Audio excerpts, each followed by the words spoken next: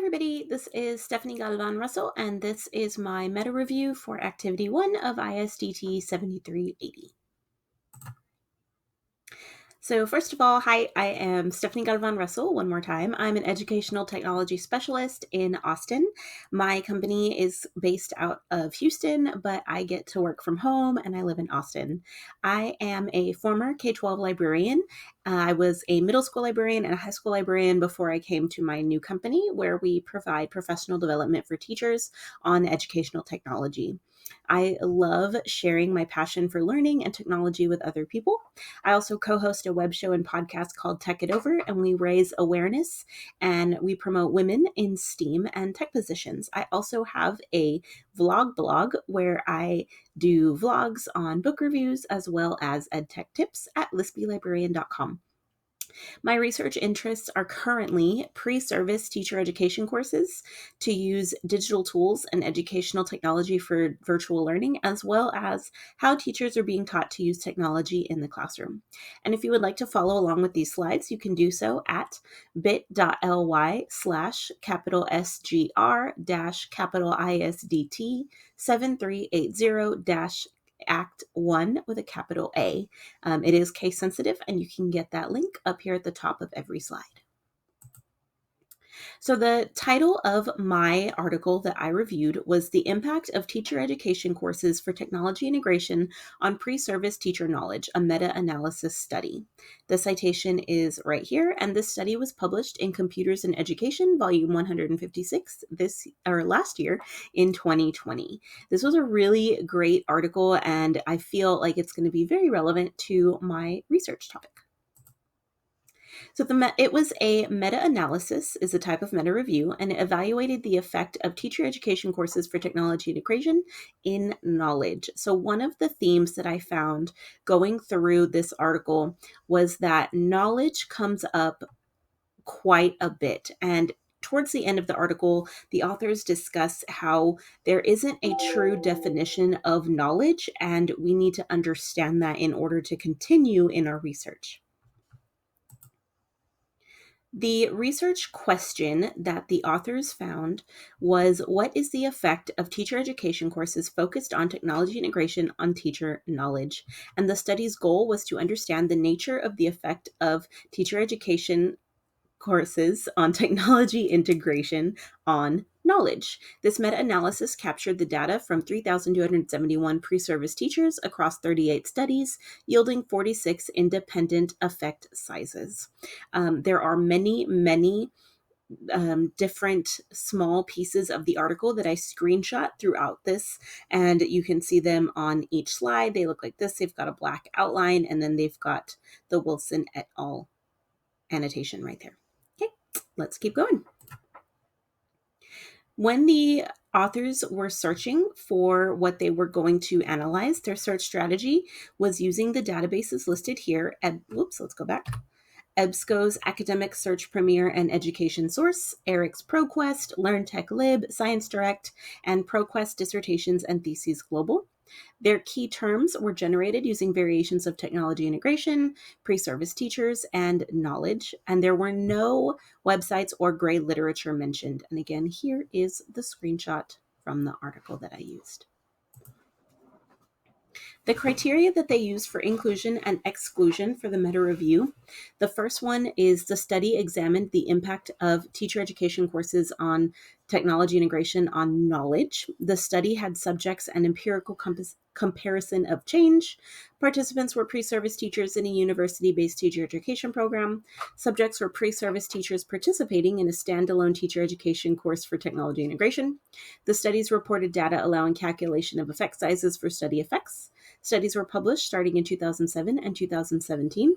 Papers were freely available through the researcher's library system, and the paper was written in English. They also go in to explain that they started in 2007 and not 2006 because they wanted to make sure that there was information after the TPACK frameworks had been used. Here is the Prisma chart that they used for coding as well as inclusion and exclusion criteria. And then here is the screenshot from the article. Again, feel free to look through these right here. I also have the link to the article if you would like it. Okay, so when the authors were screening the literature, they did study quality and they put that into this table here. And they looked at all of it, and each general study quality, measurement validity, and measurement reliability evidence were used as subgroups to explore potential differences in studied outcomes. So you can see all of those here, and then the result yielded no statistical significance. And inclusion and exclusion criteria for the meta review are also here. So they started with 465 articles, and you can see how it narrows down, and they get down to 38. In a following slide, I'll explain how they got down to that number. But they did explain how they excluded articles, and in the end, they got from 465 to 38. And the flowchart right here, which is the Prisma flowchart, is how they did so. So I just screenshot it there since we know what Prisma is. And here is a screenshot of their inclusion exclusion criteria and coding. And I'll get into coding in just a second. Okay. Duplicates are removed while they were analyzing the articles, and the studies were only included within 2007 to 2017 because the original technological, pedagogical, and content knowledge framework was published in 2006, like I said earlier. 2007 was used as a starting point because it was likely measured using the framework would not have disseminated before 2007. Okay, and one more time, here is the Prisma flowchart and the information about inclusion and exclusion. These are two screenshots about the data extraction process and what kind of data is extracted from the included studies. I did want to put both of these here because I felt like the information was very wordy, and because we haven't taken statistics yet, it was really difficult for me to understand what was going on, but I tried my best, and I found that effect sizes were extracted from the studies. Effect size calculation depended on the initial study design.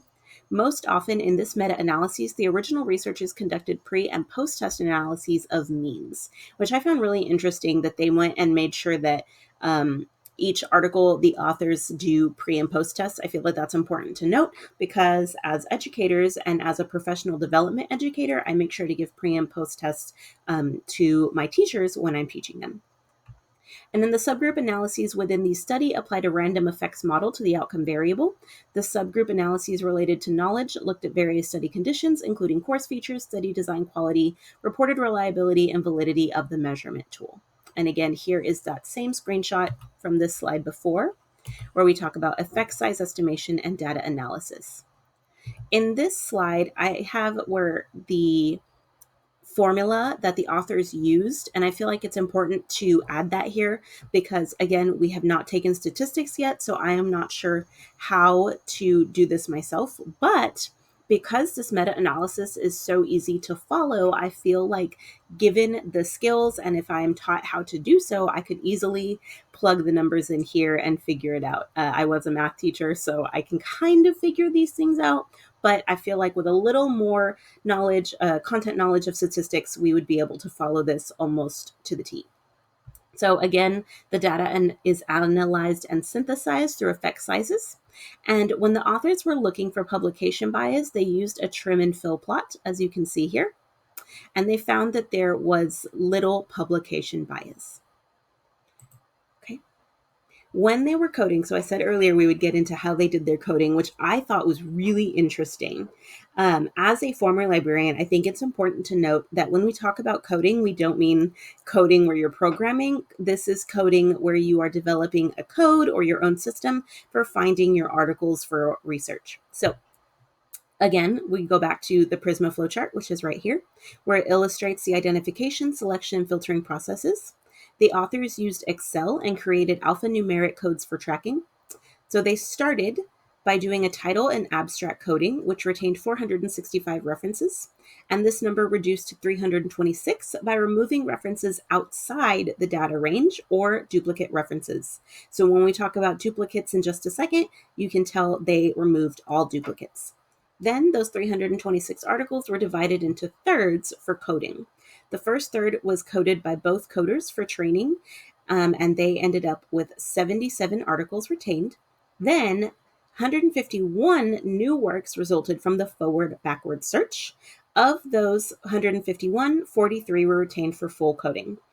Finally, final coding led to the inclusion of 38 total studies with 46 independent knowledge.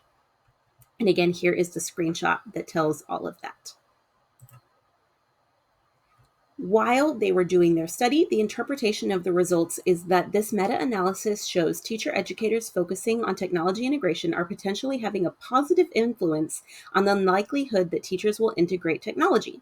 Overall, more research is needed to solidify the conclusions in this research. However, by taking an exploratory look at the existing research, we may now have a firm stepping off point for the next stage of research studies. And I really enjoyed that they added this because now we can see a natural extension of the research would be to conduct a study to examine the second order barriers like teacher attitudes or beliefs. Such a study would further clarify the impact of each style of teaching program. And I think this is something that I'm going to be interested in extending my own research to find this.